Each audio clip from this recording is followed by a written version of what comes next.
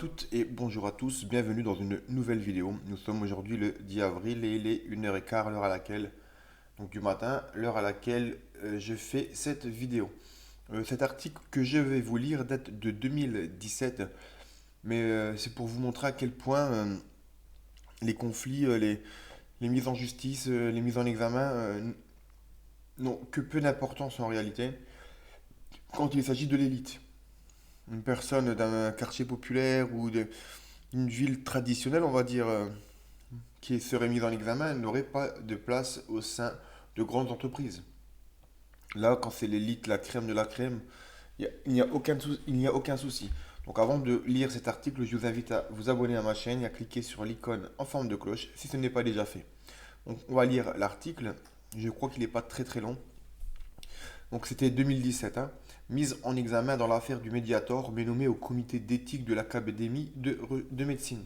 J'ai du mal à lire ce soir, pardonnez-moi. Malgré sa mise en examen pour trafic d'influence au profit des laboratoires, Servier dans le scandale du Mediator, l'ancienne sénatrice UMP de Paris, Marie-Thérèse Hermange, a été confirmée au comité d'éthique de l'Académie de médecine, révèle Le Figaro ce mardi 28 février. Donc je répète, 2017. La nomination de Marie-Thérèse Hermange parmi les membres du comité d'éthique de l'Académie de médecine début janvier avait suscité la colère. Et pour cause, l'ancienne sénatrice UMP de Paris, mise en examen en 2013 dans le cadre d'une enquête pour trafic d'influence dans l'affaire du Mediator, est soupçonnée d'avoir servi les intérêts des laboratoires Servier.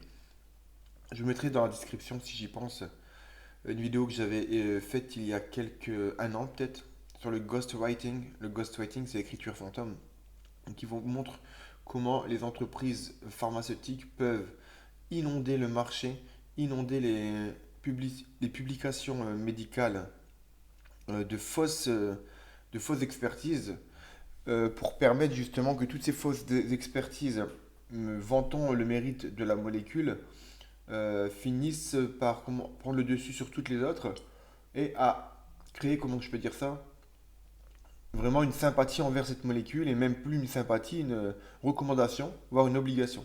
Donc on appelle ça le ghostwriting. Ce sont des vrais faux articles créés par des experts qui souvent sont les propres experts des laboratoires, mais qui ont un pseudonyme ou un nom d'emprunt. Allez voir cette vidéo, vous allez voir, vous allez être étonné.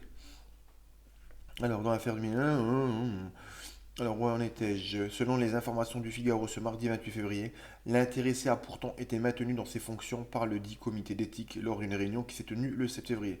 Ça en dit long et large, si je peux dire, sur le comité d'éthique. Le comité d'éthique a maintenu les fonctions de Marie-Thérèse Hermange, qui avait été mis en examen dans l'affaire du Mediator, euh, mais le comité d'éthique est là quand même maintenu dans ses fonctions. Après un échange ouvert entre les membres et un vote à bulletin secret, le maintien de Marie-Thérèse Hermange a été validé à l'unanimité, moins une voix. Pas surprenant. Lorsque le Figaro avait rendu public sa nomination, fin janvier, une représentante de l'Académie avait rapidement fustigé la démarche du quotidien. On est en train de bafouer l'Académie. Il y a des tas de gens qui ont été mis en examen et qui ont été innocentés. Ensuite, avait-elle tenté de justifier, pardon. Les éléments de l'enquête ayant conduit à la mise en examen de Marie-Thérèse Hermange sont toutefois accablants. Alors que le Mediator, cet antidiabétique des laboratoires servis régulièrement détourné en coupe-fin, a été retiré de la vente en 2009 en raison de sa dangerosité, notamment du fait de l'augmentation des risques de valvulopathie, Marie-Thérèse Hermange, chargée de rédiger au Sénat un rapport sur le sujet, aurait décidé de faire relire celui-ci à un projet laboratoire, le professeur Claude Griselli, lequel, selon son propre aveu, a tout fait pour minimiser les responsabilités de l'industriel. C'est du moins ce qu'a confirmé Claude Griselli à l'époque de la rédaction du rapport au printemps 2011 au bras droit de Servier Jean-Philippe Seta, placé sur écoute. Marie-Thérèse Hermange lui a demandé de venir au Sénat pour relire le rapport. Il s'y rend donc un soir de 19h à 21h30. J'ai regardé des phrases clés qui concernaient la responsabilité de Servier et j'ai fait changer pas mal de choses, explique Claude Griselli lors de cette conversation entendue par les enquêteurs. Par exemple, et je le cite, j'ai beaucoup insisté pour expliquer que l'étude chiffrant à 500 le nombre de décès liés aux médicaments n'était pas scientifiquement valable. En revanche, Claude Griselli dit avoir beaucoup accentué les reproches visant l'agence du médicament. Voilà, très bien, lui répond alors Jean-Philippe Seta, d'après la retranscription des écoutes publiées en 2011, toujours dans le Figaro. En tout, Marie-Thérèse Hermange et Claude Griselli auront 46 contacts téléphoniques, appels et ou SMS selon les chiffres mis en évidence au cours des investigations. Tous deux inculpés, ils attendent le procès au pénal qui ne devrait se tenir qu'en 2019. Au civil, la responsabilité de l'industriel français dans ce scandale sanitaire révélé en 2010 a, quant à elle, d'ores et déjà été reconnue.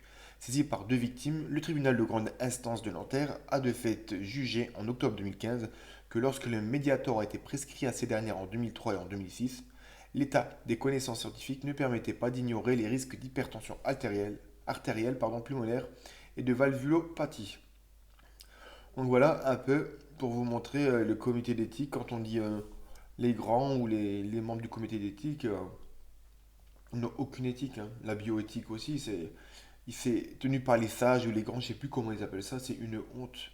C'est une honte internationale de qualifier ces gens-là, enfin d'oser nommer ce comité d'éthique de l'Académie de médecine. C'est une honte, une véritable honte, c'est une supercherie. Ça s'appelle la Commedia dell'arte.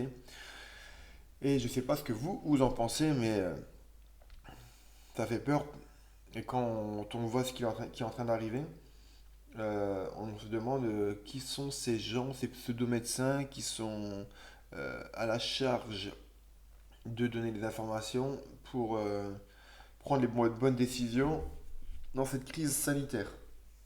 Donc n'hésitez pas à partager l'information, à vous abonner à ma chaîne, cliquez sur l'icône en forme de cloche et je vous dis à très bientôt pour une prochaine vidéo. Ciao!